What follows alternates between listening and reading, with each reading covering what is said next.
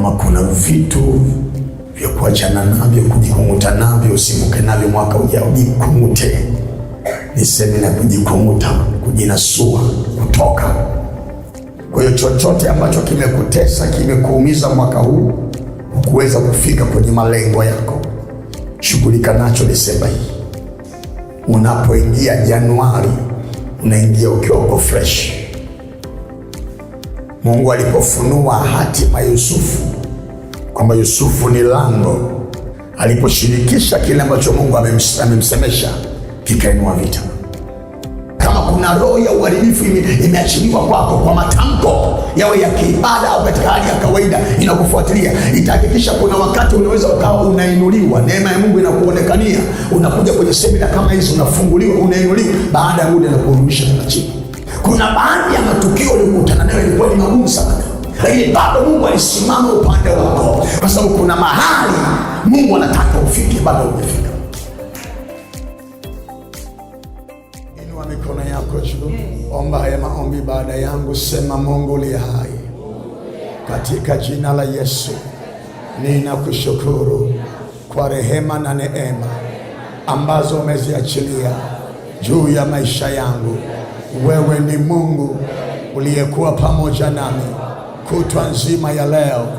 Umenilinda e Bwana, umenitunza e Bwana, umenikingia na kunizuilia hatari za mchana, gharika za mchana, mateso ya mchana, ajali za mchana, misiba na mauti. Na imekupendeza jioni hii kunisogeza tena hemani pako. Imekupendeza jioni hii kunisogeza tena madhabahuni pako. E Bwana, umeniita nami nimeitika, nimesema ndiyo kwako, na ndiyo maana niko mahali hapa mbele ya madhabahu yako. E Bwana, umeniita nami nimeitika, nimesema ndiyo kwako, na ndiyo maana niko mahali hapa mbele ya madhabahu yako. Sema nami jioni ya leo.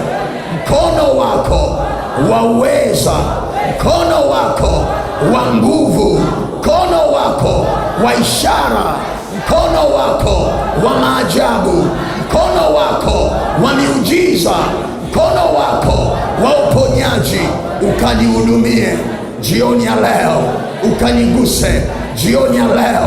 Nisitoke mahali hapa kama nilivyokuja, nisitoke mahali hapa kama nilivyoingia. E Bwana, jioni ya leo ukanigange, ukaniponye nafsi yangu, roho yangu, mwili wangu, afya yangu, maisha yangu, uchumi wangu, ukanigange, ukaniponye. Niko tayari, niko tayari, niko tayari, niko tayari, niko tayari. Haya, kila mmoja hebu mwite Mungu mahali ulipotengeneza mazingira ya kwako ya Mungu kukuhudumia na kukutembelea jioni ya leo. Mwite Mungu mahali ulipo, mwite Mungu mahali ulipo. Tengeneza mazingira ya kwako ya Mungu kukuhudumia na kukutembelea jioni ya leo. Tengeneza mazingira ya kwako, mwite Mungu mahali ulipo. Tengeneza mazingira ya kwako, tengeneza mazingira ya kwako. Mwite Mungu, mwite Mungu mahali ulipo, mwite Mungu mahali ulipo. Ndiyo, mwambie Baba, nina haja nawe. Mwambie Baba, nina kiu nawe. Mwambie Baba, nina shauku nawe. Mwambie Mungu jioni ya leo, unapogusa wengine niguse na mimi, unapotembelea wengine nitembelee na mimi, unaposema na wengine sema na mimi. Onyesha shauku ya moyo wako mbele za Bwana, onyesha kiu ulionayo mbele za Bwana. Ni kwa kiwango gani unahitaji Bwana akuhudumie jioni ya leo? Ni kwa shauku gani unahitaji Bwana akutembelee jioni ya leo? Mwambie Baba, niko hapa, niko hapa. Mwambie Baba, niko hapa, niko hapa. Mwambie Baba, niko hapa, niko hapa. Niko hapa mbele ya madhabahu yako, niko hapa mbele za uso wako. Mwambie jioni ya leo usinipite. Ndiyo Baba, tunakualika kwenye malango haya, tunakualika na nguvu zako, tunakualika na uwezo wako, tunakualika na ishara zako, tunakualika na maajabu yako, tunakualika na miujiza yako, tunakualika na uponyaji wako, tunakualika na hekima yako, tunakualika na maarifa yako. E Mungu uliye hai, tutembelee, tutembelee Bwana jioni ya leo, tutembelee Bwana kwa viwango vingine. katika jina la Yesu Kristo wa Nazareti aliye hai. Haleluya! Ongeza makofi kwa ajili ya Bwana, kwa ajili ya Bwana, kwa ajili ya Bwana. Pungia mkono watu wawili watatu, waambie karibu nyumbani mwa Bwana. Pungia mkono watu wawili watatu, waambie karibu nyumbani mwa Bwana. Karibu sana nyumbani mwa Bwana. Naomba uketi kwenye uwepo wa Bwana. Haleluya! Niendelee kumshukuru Mungu sana ambaye ametujalia kuipata siku hii ya pili kwa rehema na neema, na nitumie nafasi hii kuendelea kumshukuru Mungu sana kwa ajili ya baba mchungaji wa usharika huu wa Segerea beba maono haya, mzee wangu, baba yangu mzee Mwipile mchungaji. Mungu akubariki sana. Nilikushukuru jana ukiwa haupo, nikushukuru leo ukiwepo, kwamba nimepokea mwaliko huu kwa moyo wa shukrani na kwa moyo wa kunyenyekea. Asante sana mchungaji. Bwana asifiwe. Tunamshukuru Mungu, ni siku yetu ya pili. Tunaendelea na semina ya mafundisho ya neno la Mungu ambayo inaambatana na maombi na maombezi. Ni semina ya mafundisho ya neno la Mungu inayoambatana na maombi na maombezi, na kama baba alivyosema, ni semina yetu ya mwisho kwa mwaka huu wa 2025. Tunafunga kwa semina kama ilivyo desturi yenu. Kwa hiyo nimepata kibali kwamba ya mwaka huu tufunge pamoja. Bwana Yesu apewe sifa. Somo ambalo tunalo lina kichwa kinasema vita ya kuifikia hatima yako. Vita ya kuifikia hatima yako. Mistari inayotubeba kwenye kichwa hicho ni Zaburi ya 62. Zaburi ya 62 mstari wa kwanza mpaka wa 4. Zaburi ya 62 mstari wa kwanza mpaka mstari wa 4. Nafsi yangu yamngoja Mungu peke yake kwa kimya, wokovu wangu hutoka kwake. Yeye tu ndiye mwamba wangu na wokovu wangu, ngome yangu, sitatikisika sana. Hata lini mtamshambulia mtu mpate kumuua ninyi nyote pamoja? Kama ukuta unaoinama, kama kitalu kilicho tayari kuanguka, hufanya shauri kumwangusha tu katika cheo chake. Hufurahia uongo, kwa kinywa chao hubariki, kwa moyo wao hulaani. Na urudia mstari wa 3 na mstari wa 4. Hata lini mtamshambulia mtu mpate kumuua ninyi nyote pamoja? Kama ukuta unaoinama, kama kitalu kilicho tayari kuanguka, hufanya shauri kumwangusha tu katika cheo chake. Hufurahia uongo, kwa kinywa chao hubariki, kwa moyo wao hulani. Jina la Bwana Yesu libarikiwe. Kuna kitu baba amekizungumza naye jana kuwepo hapa, lakini naamini Roho Mtakatifu aliyemsemesha rohoni. Napomaliza Desemba hii jikungute. Baba amesema, kama mlimsikiliza hapa, na yeye jana kuwepo kabisa hapa, kuwepo asubuhi wala semina. Amesema hapa kwenye madhabahu, na wala sijamwambia mimi, kama kuna vitu vya kuachana navyo, kujikumuta navyo, usimuke navyo mwaka ujao, jikungute. Ni semina ya kujikumuta, kujinasua, kutoka. Na tuko hapa kushughulika na vitu vya aina hiyo. Kuna vitu vilituzuilia kutimiza malengo yetu mwaka huu, hatutaki kuvuka navyo mwaka ujao. Kuna mazuio yalisimama mbele yetu mwaka huu, Kuna vitu tulivianza havikufika kwenye hatima, havikufika kwenye lengo. Kuna mwendo tuliuanza mahali hatukufika kwenye hatima, hatukufika kwenye lengo. Na inawezekana mpaka tunafika Desemba hii tuna vidonda, tuna majeraha. Na bado shetani anataka tuvuke na hivyo vidonda, tuvuke na hayo majeraha. Lakini tuko hapa kwenye madhabahu ya Mungu Desemba hii kujikung'uta na kuondoa zuio lolote ambalo lilikuwa ni zuio kwetu kwa mwaka huu wa 2025 lisiende kuwa zuio kwa mwaka ujao 2026. Kwa hiyo chochote ambacho kimekutesa, kimekuumiza mwaka huu, hukuweza kufika kwenye malengo yako, shughulika nacho Desemba hii. Unapoingia Januari, unaingia ukiwa uko fresh. Kila eneo uko fresh na uko smart, kila eneo. Kwa hiyo tunajaribu kuangalia vitu ambavyo ibilisi inawezekana akawa amevitumia kutukwamisha mahali. Jana tulizungumza kidogo habari za matamko ya kiibada ambayo inaweza katamkwa kinyume chako ikakukwamisha mahali. Unatembea kumbe kuna matamko umetamkiwa, na mengine yametamkwa kiibada, yametamkwa kiibada. Wamelishikilia jina lako mahali fulani. Waliposhikilia jina, wameshikilia na nafsi yako. Isaac Omari, nipo Segerea KKKT kwenye semina jioni hii. Lakini kama kuna kikao mahali kinanijadili vibaya jioni hii, wanalitaja jina langu, maana yake wanawinda nafsi. Jina halina msaada kwao. Wanaponitaja vibaya kwenye vikao vyao, wanawinda nafsi, wanamwinda huyo mtu, huyo mwenye jina.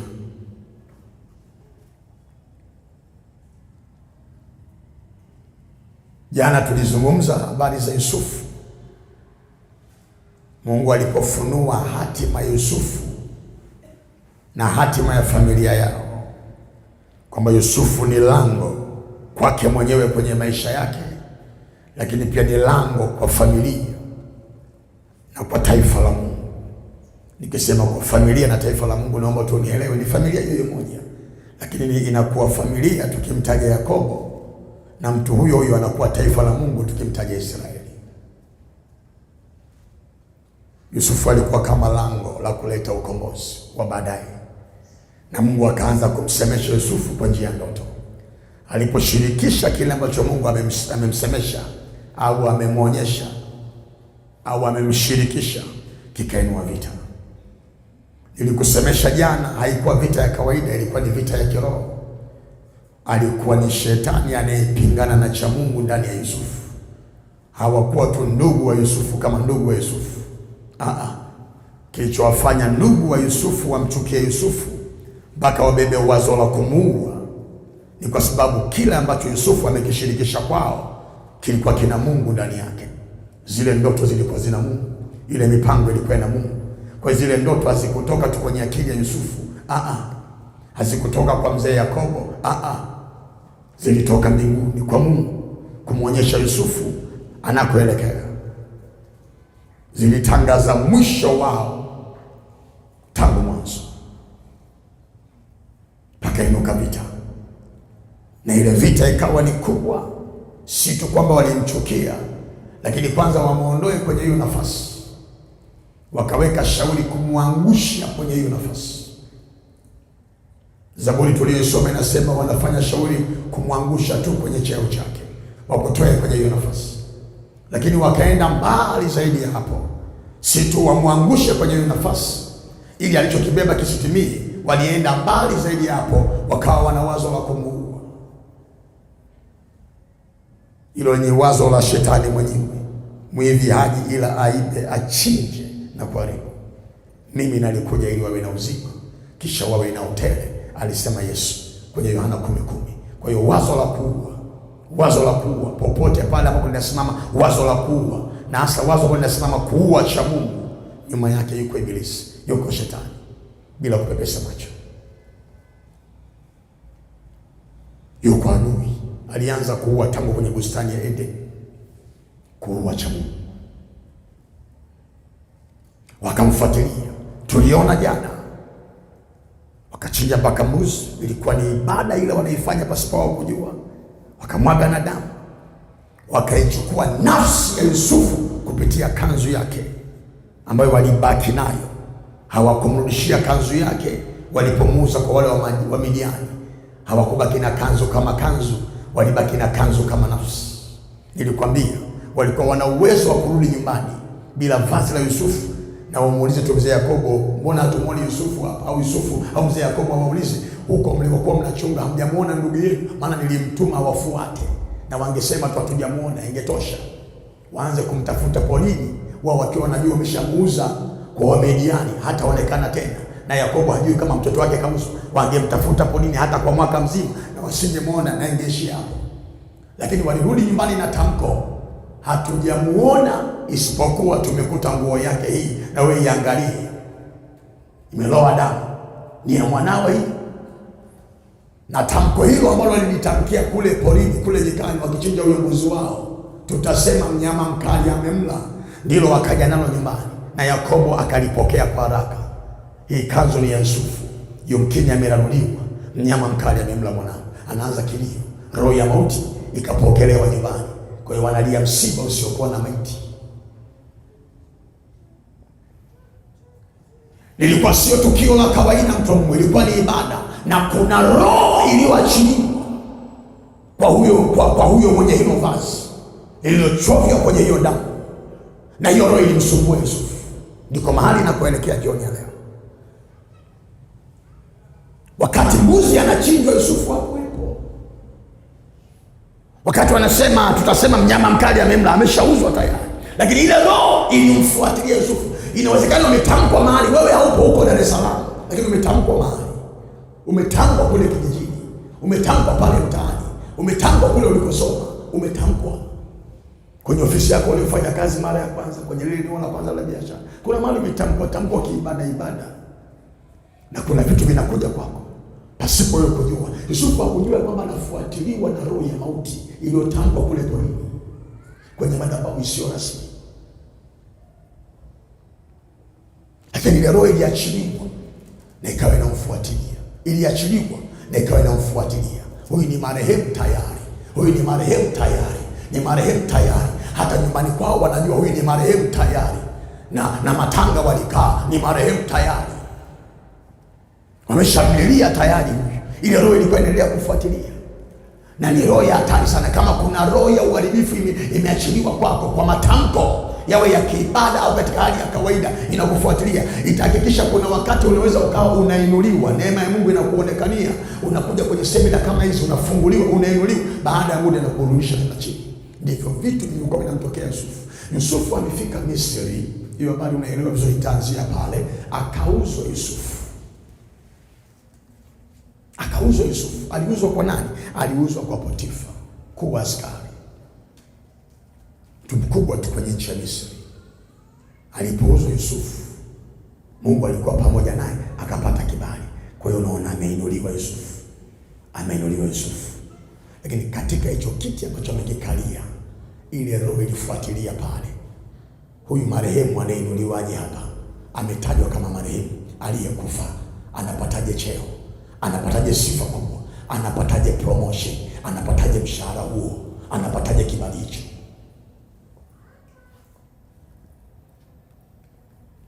Vita iliyomwinukia Yusufu nyumbani kwa Potifa, akiwa amestawi, akiwa amechanua, ilifungua mlango wa mauti kwa mara ya pili. Amekosoa na ndugu zake kule jikani, mauti imemfuata akiwa amekalia kiti cha mafanikio. Ile kesi ilikuwa mbaya, alikuwa anakufa. Acha tusome hiyo mistari, halafu tusogee mahali, kwa sababu kuna mahali tunaelekea leo. Kitabu cha Mwanzo mlango wa 39. Mstari andika ule wa kwanza mpaka ule wa 7. Mwanzo mlango wa 39, andika mstari ule wa kwanza mpaka mstari wa 7. Na mtu mmoja aseme amina.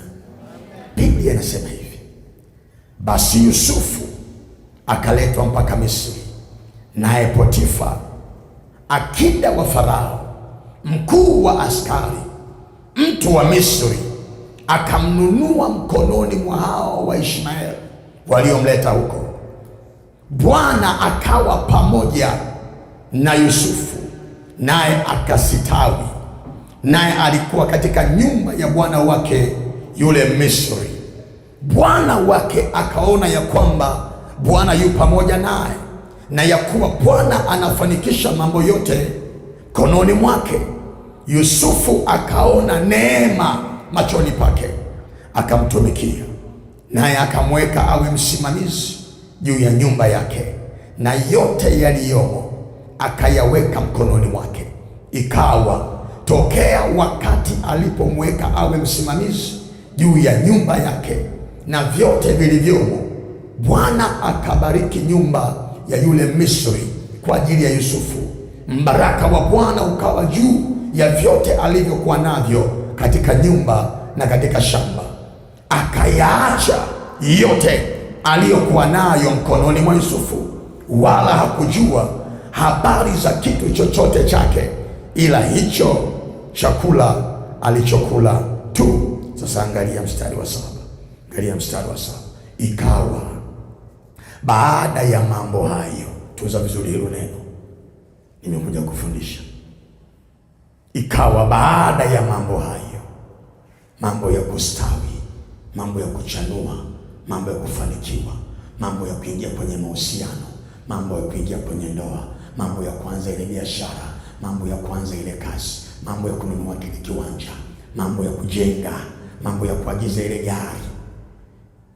Mambo yanaenda vizuri, yanaenda vizuri, yanaenda vizuri. Ikawa baada ya mambo hayo, niongeze neno, mambo hayo ya baraka, mambo hayo mema ya habari njema, mambo ya kustawi, mambo ya kuchanua yamemzunguka Yusufu pande zote. Mke wa bwana wake akamtamani Yusufu, akamwambia lala nami. Shida ikaanzia pale.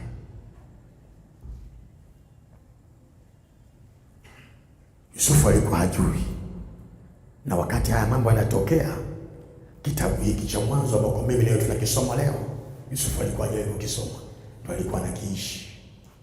Kwa sababu tunasoma leo tunaelewa shida ilikuwa wapi.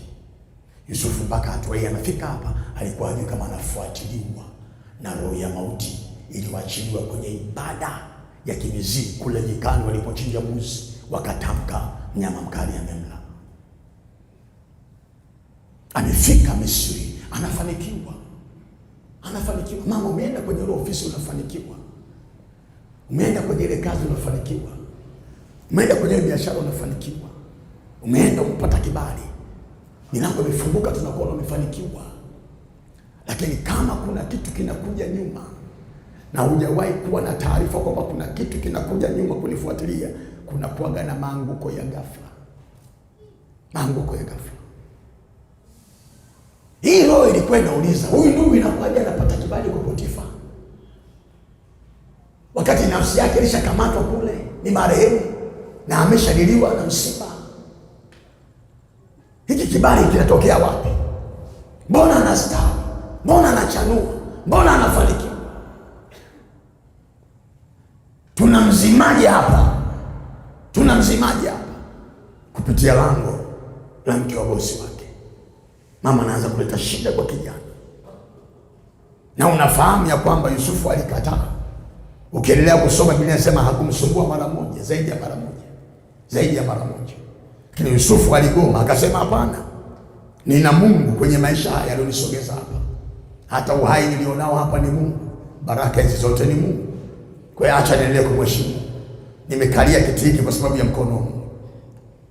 Nisitende ujinga nikamkosa Mungu. Aligoma. Lakini unafahamu, shetani akatengeneza mtego. Mama alijificha mahali, Yusufu akamwona mama akajificha, alijua akatoka huko ndani. Anasema niingie ndani nikasafisha chumba cha mama. Mama akatokea, alipotokea akafunga mlango. Takumbaka kijana akakimbia. Biblia inasema, hiyo habari unaifahamu vizuri. Mama akabakia na nguo ya Yusufu kwenye mikono yake. Usisahau, ndugu alibakia na nguo nyikani. Wakasema kupitia nguo hii tunapeleka mauti nyumbani. Mke wa Potifa anabakia na nguo ya Yusufu kwenye mikono yake. Mume wake anarudi, anasema aliingia, anataka kunitenda mambo ya ujeuri, na nguo yake hii hapa kama shahidi, kama shuhuda.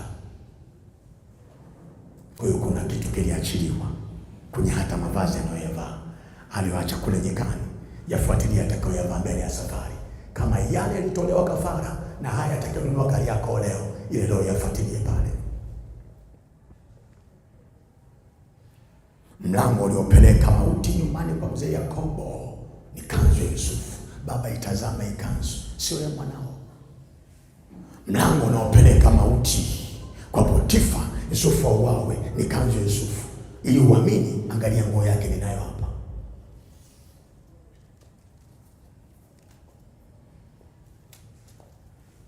Hakuonyesha viatu, hata kama aliacha na viatu, alionyesha nguo. Nafsi yake inawindwa, nafsi yake inawindwa. Nakwambia hivi, mtu asigelea, kama si Mungu wa Yakobo, Mungu wa baba yake Yusufu, Mungu wa Israeli, kusimama na yule kijana, alikuwa anafia pale. Kwa nini? Hiyo kesi ni mbaya. Na kule Misri hana ndugu, sisahau, hana baba, hana mama, hana shangazi, hana mjomba, hana kaka, hana dada, hana babu, hana bibi, hana binamu, hana anayemjua, kanunuliwa sokoni kama mtumwa. Kinachofanya hifadhiwe hapa kwa hai tena kitu gani? Shetani alikisha ananyongewa pale pale na pasije kuwa na kesi. Nani angefungua kesi ya madai ya kuuawa kwa Yusufu? Nani? Vinasemwa juu yako lakini vinaaminika. Hayo matamko yaliposikika vimeshaaminika. Huyu mama ndivyo alivyo, huyu baba ndivyo alivyo, huyu binti ndivyo alivyo, huyu kijana ndivyo alivyo. Kwa hiyo wanatangaza ya kwamba huyu sio wa kufanikiwa, huyu sio wa hiyo kazi, na vinaaminika. Daka hiyo pointi, daka wa ufunuo, si vya kweli lakini vinaaminika. Barikiwe sana mzee Mwipili. Si vya kweli, mwambie mwenzio si vya kweli lakini vinaaminika. Na wewe unafahamu ya kwamba si vya kweli lakini vimeshapokelewa, vinaaminika. Yakobo aliamini, Potifa naye aliamini, lakini Mungu aliingilia kati. Badala ya kumwangamiza kijana, alimpa adhabu ya kwenda gerezani.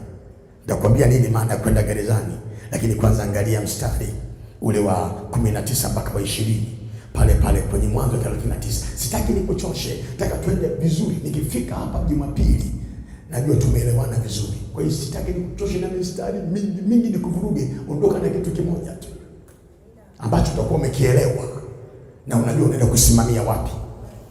Sema amina. Sema amina. Mstari wa 19 pale pale kwenye Mwanzo 39, mstari wa 19 na wa 20. Mstari wa 19 na wa 20. Ikawa bwana wake aliposikia maneno ya mkewe aliyomwambia akisema, mtumwa wako amenitendea mambo kama haya, hasira yake ikawaka. Hebu sema hasira yake ikawaka. Mstari wa 20. Bwana wake akamtoa Yusufu akamtia gerezani, mahali walipofungwa wafungwa wa mfalme, naye akawamo humo gerezani. Sasa unisikilize, hata hapa tunaziona rehema za Bwana. Kwa Yusufu ilibidi auawe, lakini Mungu aliingilia kati kwenye ile hasira ya Potifa, akasema huyu sio wa kufia hapa. Kwa hiyo anaenda gerezani. Nini maana ya kwenda gerezani? Ameshushwa viwango katika maisha ya kawaida. Kuna mahali alikuwepo, Sasa lile shambulizi limemuondoa kwenye kile kiti. Uhai wake umetunzwa lakini hana kitu mkononi. Uhai wake umetunzwa lakini ile ndoa imekufa. Uhai wake umetunzwa lakini ile kazi imepotea. Uhai wake umetunzwa, ile biashara imepotea. Uhai wake umetunzwa, ule mradi umekufa. Uhai wake umetunzwa, ile kampuni imekufa. Uhai anao lakini yuko mahali pasifuri. Mlango wa hii roho ulifungukia tangu kule nyikani. Unashindana na hatima. Kuna mahali huyu anatakiwa kwenda. Roho iliyoachiliwa inasema huyu ni wakufa kabla hajafika. Huyu ni wakufa kabla hajafika. Kwa hiyo Mungu anaizuia mauti. Mtu wa Mungu, umefika mpaka leo tarehe 15 ya mwezi huu wa 12 2025. Kuna wengine hapa mlikuwa ni marehemu zamani kama si mkono wa Bwana, lakini Mungu alizuia mauti, akasema huyu mama sio kufia hapa. Unipata mtikisiko, kamata somo, kamata neno la somo. Bwana ni ngome yangu, ni mwamba wangu, sitatikisika sana. Si kwamba sitatikisika kabisa, no. Kutikisika, nitatikisika, lakini sitatikisika sana. Maana yake mtikisiko wa kunipeleka kaburini huwa Mungu hatawaruhusu. Na ndio maana umefika leo tarehe 15. Kuna baadhi ya matukio uliyokutana nayo ilikuwa ni magumu sana. Kuna kesi uliyokutana nazo zingine ni mbaya sana, lakini bado Mungu alisimama upande wako. Kuna vitu ulipoteza, ukapoteza uhai. Kuna vitu ulinyang'anywa, kunyang'anywa uhai. Kwa sababu kuna mahali Mungu anataka ufike, bado umefika. Bwana Yesu apewe sifa. Kwa hiyo mlango wa mauti kila unapofunguliwa au wawe, Mungu anasimama hata uwawa. Anaweza akapoteza vyote alivyo navyo, lakini sio pumzi ya uhai. Sio pumzi ya uhai. Mungu anajua hiyo pumzi ya uhai ulionajipotea na vyote vimepotea, haviwezi kurudi tena kwako, maana wewe haupo. Kwa lazima atunze pumzi yako ya uhai. Ndio maana nilizungumza jana kwenye ibada nikasema usiogope. Kama kuna vitu vilikuja kwako alafu viliondoka, usiogope. Kama kuna watu walikuja kwako alafu wakaondoka, usiogope. Maadamu bado una pumzi ya uhai na bado Mungu yuko pamoja na wewe, vinaweza kuja vingine vilivyo bora kuliko vile vya kwanza vilivyoondoka, na wanaweza kaja watu wengine walio bora kuliko wale wa kwanza walioondoka. Jina la Bwana Yesu libarikiwe. Jina la Bwana Yesu libarikiwe. Hapa ninaongea na washindi, siongei na walioshindwa. Hapa naongea na watu wakubwa, wenye hatima kubwa, wenye kesho kubwa, ndio wamekaa hapa. Watu ambao Mungu aliwapigania tangu kwenye matumbo ya mama zao mpaka siku ya kwanza unazaliwa, mpaka umri ambao umefika, bado Mungu amekusimamia, amekupigania bila kujali ulipita wapi na wapi, ulikutana na nini na nini. Mungu alisimama na wewe. Kuna matukio ukiyakumbuka kwenye maisha yako ulipopita kule na kule, unasema pale kama si Bwana nisingetoboa, na pale kama si Bwana nisingetoboa, na pale na pale na pale. Unafikiri kwa sababu tu ya ubora wako? No, kuna kitu kikubwa umebeba ndani yako, na kuna mahali unakoelekea na bado hujafika. Hawatachukua pumzi ya uhai wako. Nimesema hawatachukua pumzi ya uhai wako. Nimesema hawatachukua pumzi ya uhai wako. Nimesema hawatachukua pumzi ya uhai wako. Wanaweza kunyang'anya vyote, hawatanyang'anya pumzi ya uhai wako. Ndicho kitu ambacho hata Mungu alimwambia Ayubu. Uhai wake. Uhai wake. Mungu anajua uhai wa Isaac Omari ukiondoka, anayepata hasara wa kwanza sio Isaac, ni yeye. Maana mimi ni mtenda kazi tu shambani mwake. Nikija hapa nikitumika, wengi wanafunguliwa, wengi wanapona, wengi wanatiwa moyo. Kwa lazima aingie gharama ya kulinda uhai. Kulinda uhai, kulinda uhai, kulinda uhai. Mama ukipona wewe, watapona wengi. Baba ukiinuka wewe, watainuka wengi. Kwa sababu ndani yako una Mungu. Kuna mahali unakoelekea. Alipoenda gerezani alishushwa mahali pa sifuri, mahali pa mavumbi, alirudishwa tena chini. Kumbuka ni mtu aliyekuwa tayari ameshafanikiwa. Na nafikiri katika mazingira ya kawaida, Yusufu akiangalia maisha yake huku alikotoka, amenusurika kuuawa na ndugu zake, akatupwa kwenye birika, akatolewa, akauzwa kwa Waishmaeli, kafika sokoni Misri, ameuzwa kwa Potifa. Alijua baada apata mateso sana kwa huyo ndugu. Hapana, mkono wa Mungu umekuwa pamoja naye, amebarikiwa, amestawi. Nafikiri kwa akili yake Yusufu alijua sasa hapa nimefika, ndio ninaanza kula mema ya nchi. Mungu amenionekania, na hakujua ya kwamba kuna roho inayomfuatilia. Ghafla vyote alivyokuwa navyo, utajiri wote aliokuwa nao, ukapigwa kwa siku moja. Akaenda gerezani mahali pa sifuri, na hajui anaanzaje tena kutoka. Kesi aliyopewa ni mbaya. Hatukuambiwa alihukumiwa kifungo cha miaka mingapi, alitupwa kwa hasira. Kwa hiyo akafia huko, auzee huko, asaulike huko. Unaweza ukapita mahali pagumu sana, ukatupwa mahali kwa hasira tu, na watu wakakusahau hapo, ufia hapo. Hawataki hata kusikia habari zako, wala habari za hiyo biashara tena, wala habari za hiyo kazi tena. Ufia hapo. Na unaweza ukasaulika, na ili uelewe ya kwamba Yusufu alikusudiwa asaulike, afie jela. Utaona jinsi ambavyo Mungu alimtembelea hata kule jela. Alipata kibali kwa mkuu wa gereza sana, lakini atakaa gerezani mpaka lini? Kwa sababu ukiwa kwenye kifungo, kifungo ni kifungo tu, huwezi kupiga hatua za kwenda kwenye hatima. Huwezi kupiga hatua za kwenda kwenye hatima. Maana tunapambana na watu wafunguliwe kwanza. Roho wa Bwana yu juu yangu, Yesu alisema, kwa maana amenitia mafuta kuwahubiri maskini habari njema. Amenituma kuwatangazia wafungwa kufunguliwa kwao. Lazima ufunguliwe kwanza, ndio safari iweze kuendelea. Ukiwa kwenye kifungo, hakuna hatua unayoweka ya kwenda mbele. Mzee yuko hapa ana uzoefu zaidi na mambo ya magereza, wanawatembelea walioko pale ndani, wanapanga biashara gani asubuhi, mradi gani, wanaulizia pale, wanapanga leo niende kufuatilia. Hakuna, yeye akiamka asubuhi iko tu hapo. Kifungo, yupo kwenye kifungo. Kwa hiyo alipokuwa kwenye kifungo, hatima yake, maana yake sasa anaona giza. Na ndio maana Mungu alipomtembelea kupitia wale wafanyakazi wawili wa Farao, yule mpishi na yule mnyweshaji, mwokaji na mnyweshaji, wakaota ndoto, alafu wakashindwa kuzielewa tafsiri yake. Ilikuwa ni lango la Mungu kumsaidia Yusufu atoke, akumbukwe, atoke. Amesaulika pale, akumbukwe, atoke. Kuna mahali hajafika, anatakiwa afike. Ile roho inasema, roho ya kule nyumbani kwao, ya kule kwa ndugu zake, inasema asaulike, asitajwe popote. Hata kama ana sifa za kutajwa, asitajwe, asaulike. Hata akienda kwenye interview au wa mwisho, hata kama ana ubora, asaulike. Wakaota ndoto wale ndugu wawili, ulikuwa ni mpango wa Mungu. Sasa Yusufu wakati ametafsiri ndoto ya kwanza ile ya mnyweshaji, kuna vitu alivyozungumza, na mazungumzo yake yanakuonyesha mahali alipokuwepo haukuwa mpango wa Mungu, wala yeye hakutaka akae pale. Alisema ni mtu aliyeibiwa. Hapa nilipo si mahali pangu, hapa nifai, nimeibiwa. Alafu akamwambia mwokaji, samani mnyweshaji, ukishatoka, ukishapata mema, unikumbuke. Maana yake alikuwa amesahauliwa.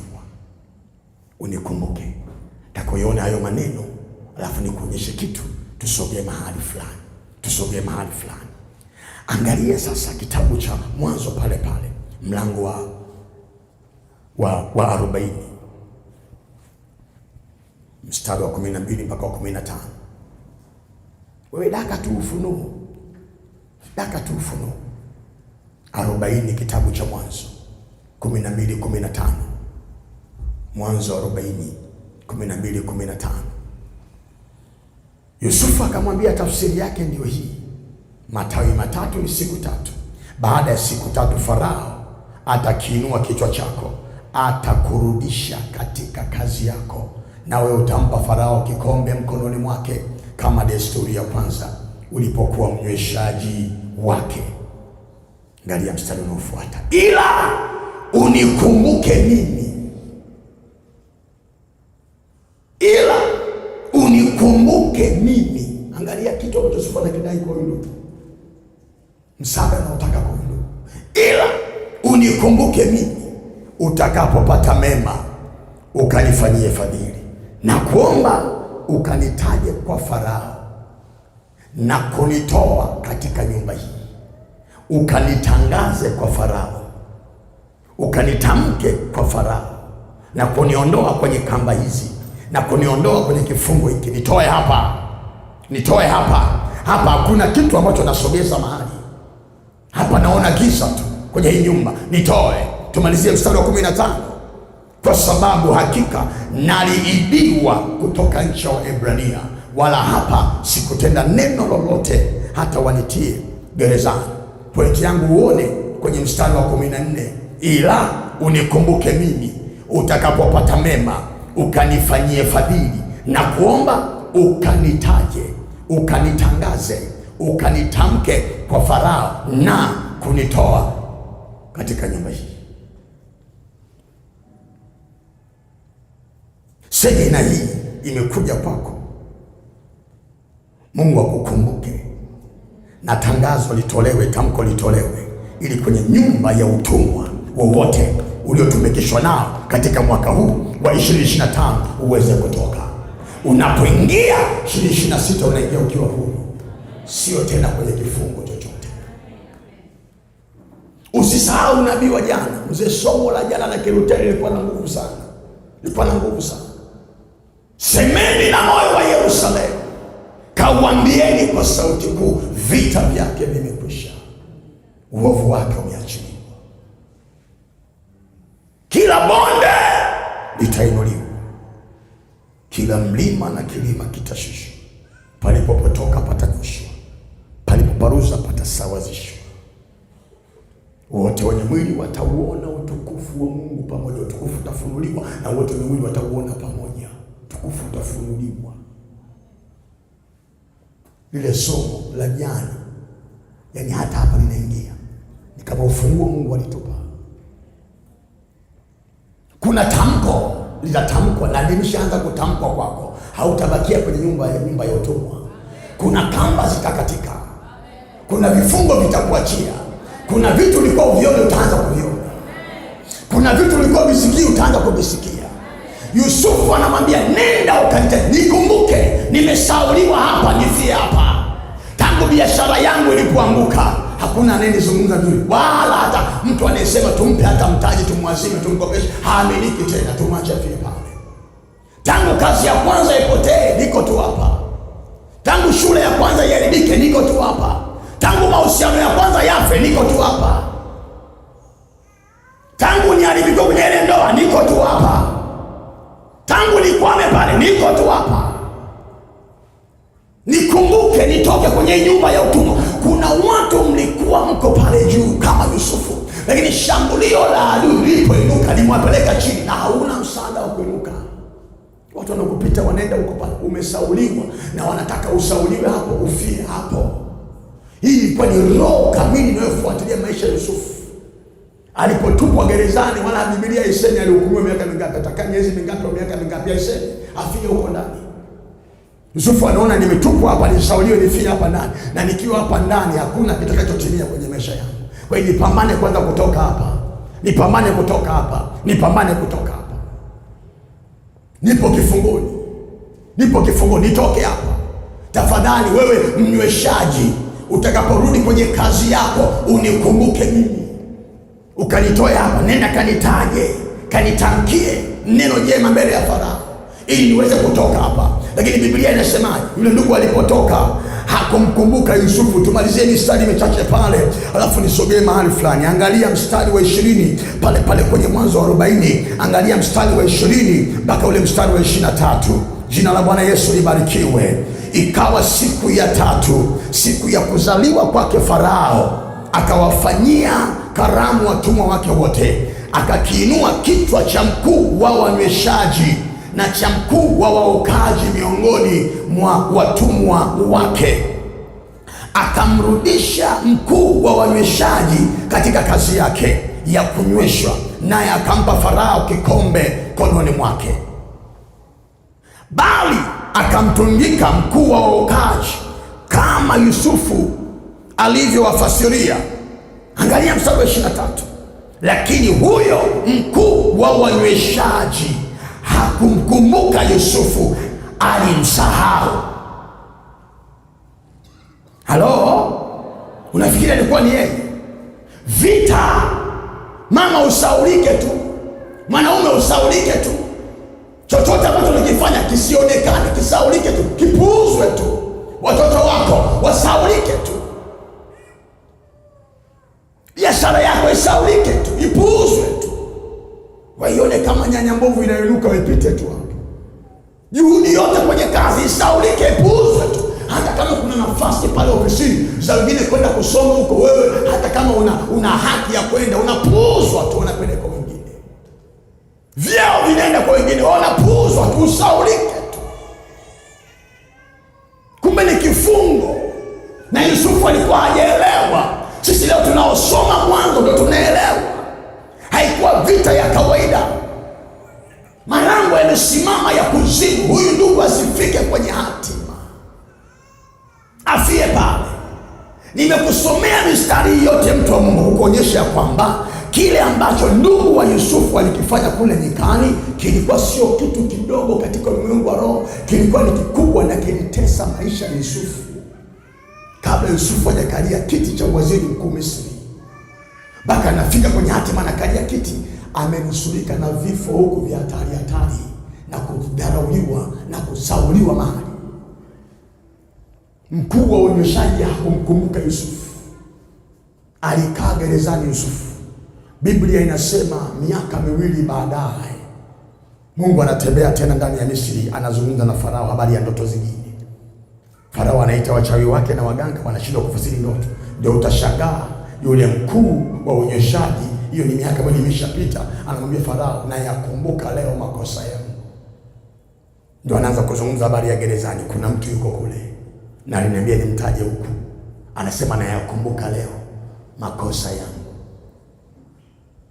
Kumbe alimsahau, naye alipumbazwa, akasaulishwa. Achane na huyo ndugu. Unaweza ukafanya mambo ya maana, puuzwa. Unawezaje kumsahau mtu aliyekuwa sababu ya wewe kurudi kazini, sababu ya wewe kuingia kwenye ile ndoa, sababu ya kupata ile kazi, kuanza ile biashara? Leo anasaulika kwa wepesi namna hii. Miaka 2 baada, hata kurudi gerezani kumtembelea nikamsalimia kidogo, nimwambie ndoto zake zilitimia, hakuna. Ni vita ya kiroho.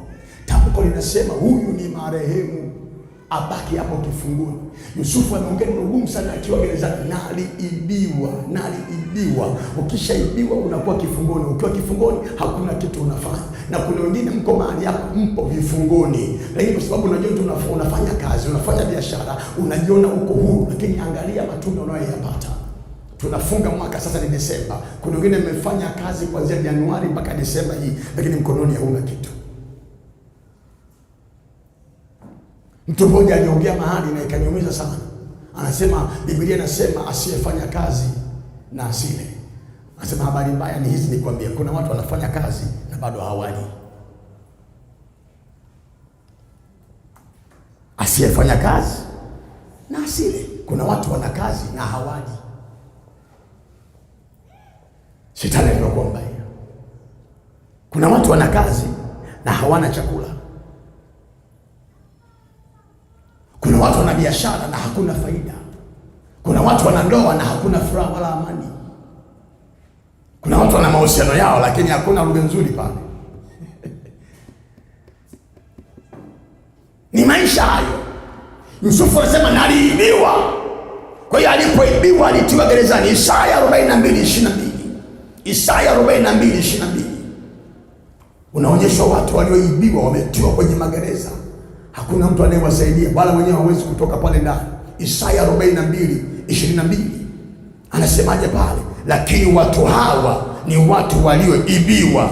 Yusufu anasema niliibiwa mimi, lakini watu hawa ni watu walioibiwa na kutekwa. Wote wamenaswa katika mashimo, wamefichwa katika magereza, wamekuwa mawindo wala hapana aokoaye, wamekuwa mateka wala hapana asemaye rudisha. Lengo langu kukuleta hapa uone tu, ukishaibiwa ukatiwa gerezani, hakuna unachokifanya kikaenda. Hata unavyovifanya vinaenda, haviendi kwa ubora unaotakiwa. Hata unachokipata hakifanani na nguvu uliyoitumia na jasho ambalo limekutoka, havifanani. Kuna kifungo kwa pale ndani, kuna matamko yametamkwa. Acha niendelee na mfano wa Yusufu, nimalizie pale. Anatembea Yusufu, kuna matamko anasema huyu ni marehemu. Anaingia kwenye mahusiano, ni marehemu. Anaingiaje kwenye mahusiano? Anaingia kwenye ndoa, ni marehemu. Anaingiaje kwenye ndoa? Anaoaje? Huyu marehemu. Anaolewaje? Huyu marehemu. Anaingia kwenye kazi, ni marehemu. Anafanyaje kazi mtu aliyekufa? Anaingia kwenye biashara, ni marehemu. Matamko yamesimama, huyu ni marehemu, na vilio vimeshahiliwa vya kutosha. Na kuna mtu mpaka mdogo bado analia huko. Biblia inasema Yakobo alilia kwa habari ya Yusufu siku nyingi, hakutaka kunyamazishwa, kufarijiwa. Anasema ndashuka kuzimu nikisikitika nimshukie mwanangu. Alilia siku nyingi. Anapataje kazi? Anajengaje nyumba? Anaendaje Ulaya huyu? Anafanyaje hiyo biashara? Anaolewaje huyu? Anaoaje huyu? Anapataje watoto huyu? Anainukaje huyu? Ni marehemu. Tamko linasema huyu mtu ni marehemu. Yesu akasema kuna watu wana majina ya kuwa hai lakini wamekufa. Wanaonekana wana kazi zimekufa na wao wenyewe ni marehemu. Wanaonekana na biashara zimekufa na wao wenyewe ni marehemu, lakini wanaonekana kama wako hai, wana majina ya kuwa hai lakini wamekufa. Mabibi na mabwana, kilichomtesa Yusufu ni matamko yale ya kiibada. Mnyama mkali amemla na ikapokelewa nyumbani. Mnyama mkali amemla, ile roho ikamfuatilia Yusufu. Haya ni maombi yangu jioni ya leo tarehe 15 ya mwezi wa 12 2025 kwenye madhabahu ya Mungu aliye hai hapa KKKT Segerea, Dar es Salaam. Kila tamko ambalo limetamkwa juu ya maisha yako, likatajwa jina lako na nafsi yako ikakamatiwa pale, hilo tamko la uovu, tamko la uharibifu, tamko la mauti, hilo tamko libatilishwe jioni ya leo katika jina la Yesu Kristo mwana wa Mungu aliye hai. Nimesema hilo tamko libatilishwe jioni ya leo. Popote pale ambapo wamekutaja kama marehemu, ya kwamba hautafanikiwa, ya kwamba hautainuka, ya kwamba hautachanua, acha mkono wa Bwana uingilie kati jioni ya leo, ukayabatilishe matamko yao, ukayafute matamko yao, ukayavunje matamko yao. Hata kama walizungumza usiku wa manane ukiwa umelala usingizi, ujielewe chochote ambacho kinaendelea ukiwa usingizi, acha Mungu atembee huko huko kwenye mikao yao, ayabatilishe mashauri yao, mashauri yao ya uharibifu, mashauri yao ya uovu walioyapanga na kuyasema na kuyatamka juu ya maisha yako. Hayo mashauri hautavuka nayo kwenda nayo kwenye mwaka ujao. Tunajikumuta na hayo matamko ndani ya mwezi huu wa 12. Hatutavuka na maneno yao, hatutavuka na roho zao za uharibifu. Roho yoyote ya kuzimu inayofuatilia hatua za miguu yako mahali unakoelekea, hiyo roho ikuachie jioni ya leo katika jina la Yesu Kristo wa Nazareti aliye hai. Nimesema roho yoyote ya mauti inayoangalia umekanyaga wapi, nimesema roho yoyote ya mauti inayoangalia unafanya nini ili waweze kuua, hiyo roho ipigwe upofu jioni ya leo. Wasione njia unayoiendea, wasione kitu ambacho unafanya mpaka uifikie hatima yako ile ambayo Bwana amekusudia uweze kufika. Ndio maana ya ule mstari, njia yao na iwe giza na utelezi, malaika wa Bwana akiwafuatia na kuangusha chini. Tunapeleka upofu kwenye njia za watesi wetu na maadui zetu wanaofuatilia nyayo zetu mahali ambapo tumepita, ili waweze kuyavuruga maisha yetu. Kuanzia jioni ya leo hawataona mahali unaelekea. Kuanzia jioni ya leo hawataona kitu unawaza kwenye akili yako. Kuanzia jioni ya leo hawataona kitu unafanya. Kuanzia jioni ya leo hawataelewa umeanzaanzaje hayo mahusiano. Kuanzia jioni ya leo hawataelewa umeingiaje kwenye hiyo ndoa. Kuanzia jioni ya leo hawataelewa umepata-pataje hiyo kazi. Kuanzia jioni ya leo hawataelewa umepata-pataje hiyo biashara. Nani aliyekuamini wewe akakupa huo mtaji wa biashara? Hawataelewa. Kuanzia jioni ya leo hawataelewa hiyo pasipoti na visa ulipata-pataje. Watashangaa tu huko hapo tunapanda ndege na safari za kimataifa zinafunguka. Nasema hawataelewa. Tikisa jirani kwenye bega, mwambie adui zako wanapigwa upofu, hawataona njia unayoiendea. Wangapi wanaamini jioni ya leo kwamba kuna ukurasa mpya ambao Mungu anaufungua kwenye maisha yao? Nauliza tena watu wa Segerea, wangapi wako mahali hapa wanaamini semina hii imekuja na ufunguo kwa ajili ya maisha yao, ili watoke kwenye magereza yao, kule mahali walikosauliwa, kule mahali walikosingiziwa, ili watoke waende kwenye hatima zao. Kama wewe ni mmoja wao, unaamini ya kwamba semina hii imeleta ufunguo kwenye maisha yako, ungeinua mikono yako miwili juu, upige makofi mazuri kwa Yesu mwana wa Mungu aliye hai. Piga, sema haleluya. Hebu sema ninatoka kwenye magereza yao. Sema tena ninatoka kwenye magereza yao. Ninatoka kwenye vifungo vyao. Ninatoka kwenye vinywa vyao.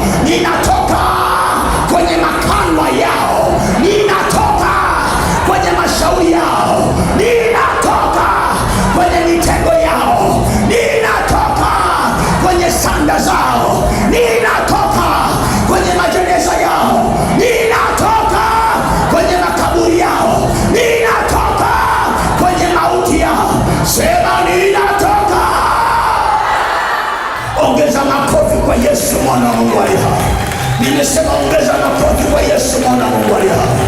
Mabibi na mabwana, baada ya semina hii kuna mahali unaelekea, na kule ambako unaelekea hautashuka chini tena.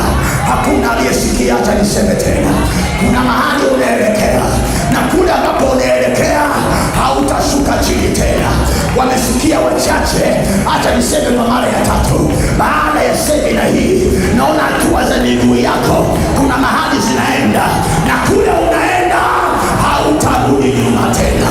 Kule unapanda hautashuka chini tena, kama ilivyokuwa kwa Yusufu alipotoka gerezani akawa waziri mkuu wa Farao mpaka anakufa kwenye cheo akiwa juu. Ndivyo itakavyokuwa na kwako utakapotoka kwenye semina hii. Kila hatua ya kuinuka kwako ambayo utaianza, utaenda juu na hautashuka chini tena. Wanaopokea wangeongeza makofi mazuri kwa Yesu mwana wa Mungu aliye hai. Hebu sema ninapanda juu na sitashuka tena. Sema ninaenda juu na sitashuka tena. Maana imeandikwa nitakuwa juu tu, sitakuwa chini. Nitakuwa juu tu, sitakuwa chini. Wangapi wanaamini ya kwamba hii safari ni ya kwao na wanavuka wanaenda namo? Kama unaamini ungeongeza hayo makofi kwa ajili ya Yesu aliye hai.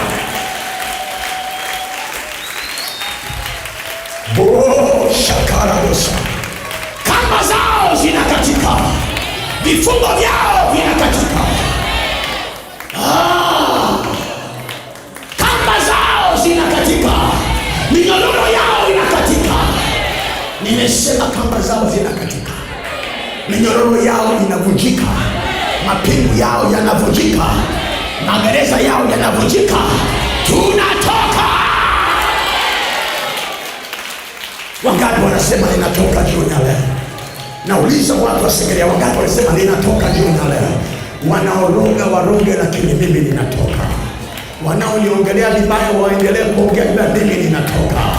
Wanaonijadili asubuhi mpaka jioni waendelee, mimi ninatoka. Wanaoninyoshea vidole waendelee, mimi ninatoka gerezani, ninaenda kwenye hatima. Wanaotoka waongeze makofi mazuri kwa Yesu mwana wa Mungu aliye hai. Na wauliza watu wa Segerea, je, Yusufu alifika kwenye hatima yake au hakufika? Yusufu alikuwa waziri mkuu Misri au hakuwa? Ndoto za Yusufu zilitimia au hazikutimia? Ndoto zako zikatimie, maono yako yakatimie, mipango yako ikatimie, malengo yako yakatimie. Vazi lolote la uharibifu ambalo wamekuvalisha linakufuatilia kila unakoenda, livuliwe jioni ya leo, na uvalishwe vazi la heshima, na uvalishwe vazi la kibali. Wanaopokea waseme amina.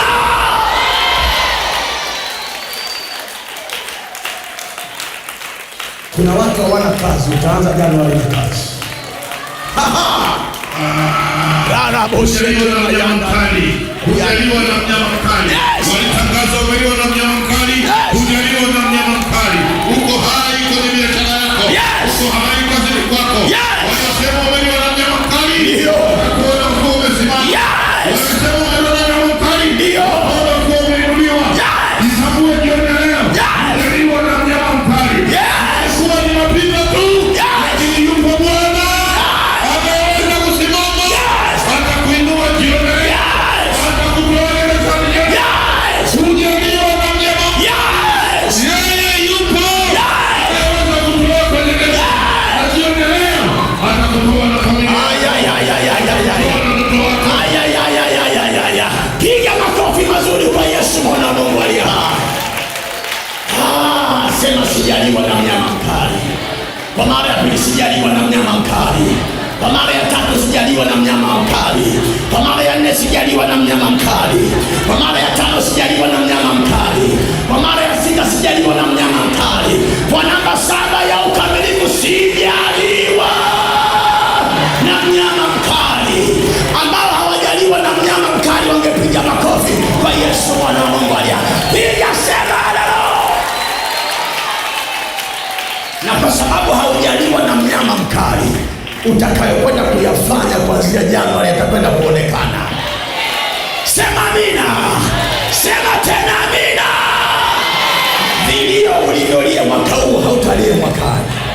ulivyopoteza mwaka huu havitapotea mwakani, vitarudi maradufu. Simama kwa miguu yako mahali ulipo. Muda umekimbia, muda umekimbia.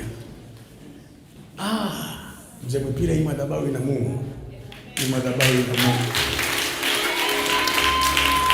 Hii madhabahu ina Mungu. Niliwaambia jana, Jumapili jana. Zoezi mlilofanya hapa Mzee Mpira, ingekuwa kule tulikotoka mimi na wewe, haya ni makosa. Kwanza mwezi kubadilisha kibla. Unaondoa kibla eti uangalie huku, no network. Ni mashariki kaskazini hivi. Ndio hapo napata full network ya Allah subhanahu wa ta'ala. Kusini Allah asomi, full kaskazini asomi, full mashariki asomi, full magharibi haoni kitu. Ni Yesu pekee anakamata mashariki.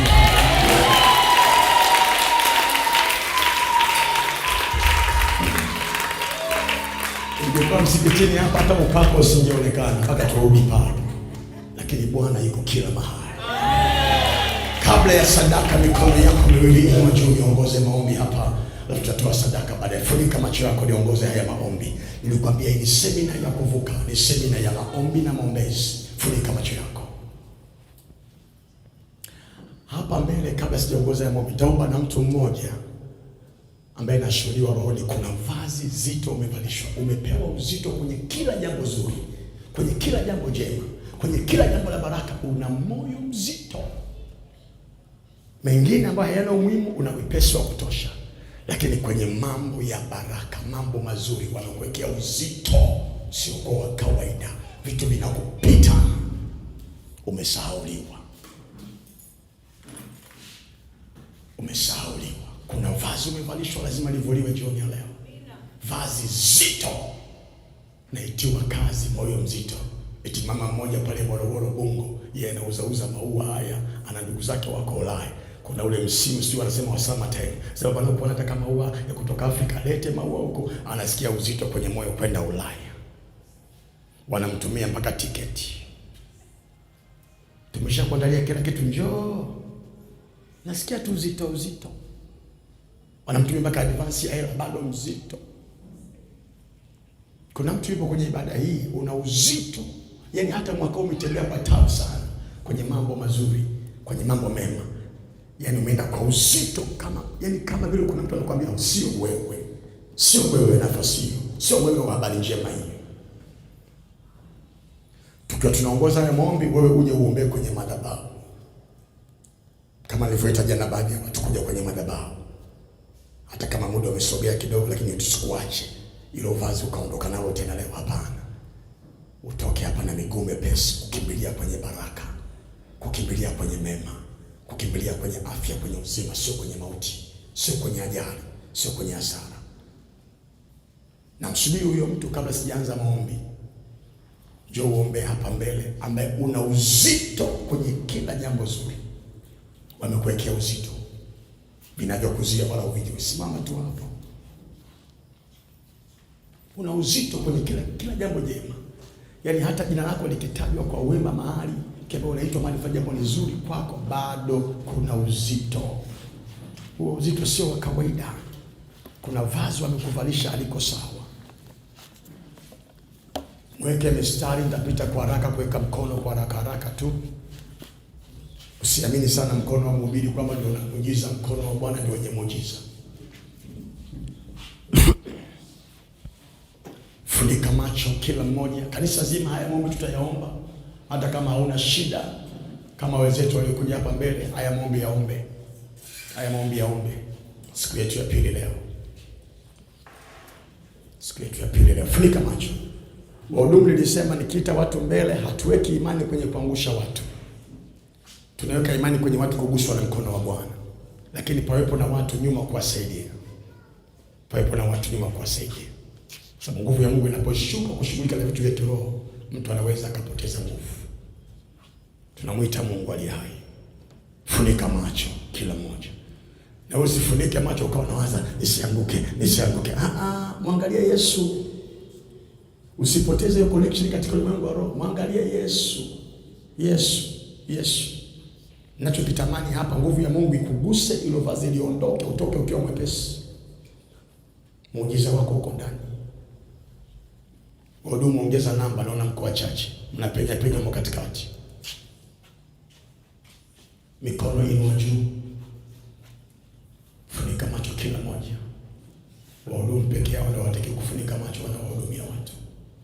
Sema, Mungu uliye hai, katika jina la Yesu, ninakushukuru kwa sababu umeniona na umesema nami jioni ya leo. Nimesikia na nimeelewa. Nimesogea madhabahuni pako. Ninakuita Bwana.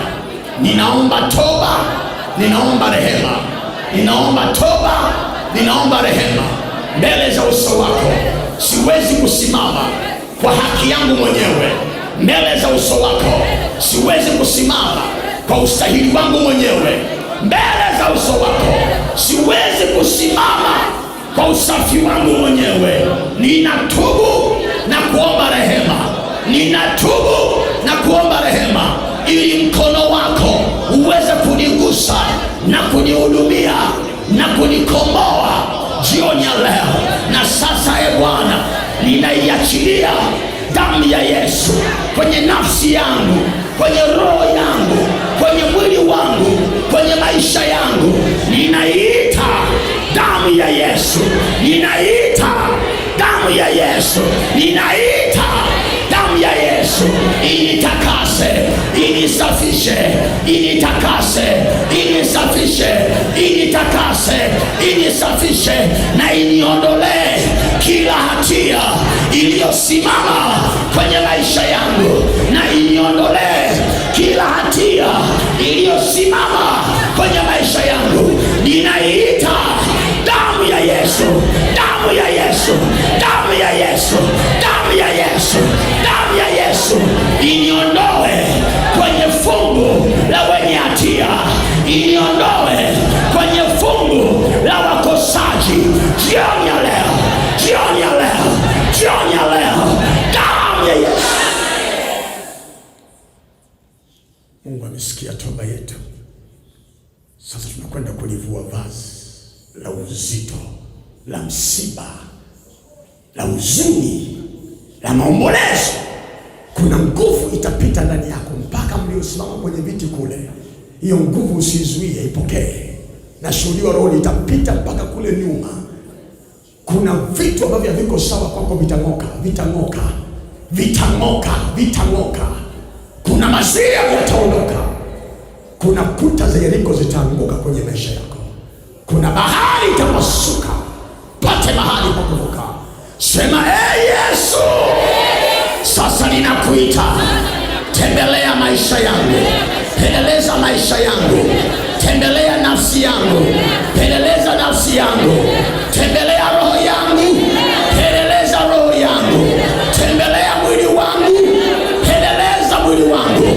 Popote pale nilipovalishwa vazi la msiba, vazi la msiba, vazi la maombolezo, jioni ya leo ninalivua, ninalivua, ninalivua, ninalivua, ninalivua, ninalivua, ninalivua, ninalivua, ninalivua, ninalivua, ninalivua, ninalivua vazi la msiba, vazi la maombolezo, vazi la huzuni, vazi la kukataliwa. Ninalivua, ninalivua, ninalivua, ninalivua, ninalivua, ninalivua kwa jina la Yesu, kwa jina la Yesu, kwa jina la Yesu, kwa jina la Yesu, kwa jina la Yesu. Haya, kila mmoja kwanza kumuita Yesu namna hiyo. Napita kwa haraka kuweka mikono kwa wenzetu walioko hapa mbele.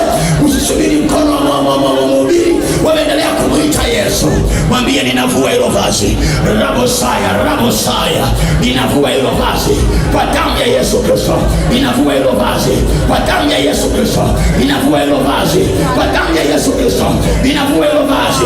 Vua kwa imani vazi la uzito walilokuvalisha, vua kwa imani, vua kwa imani.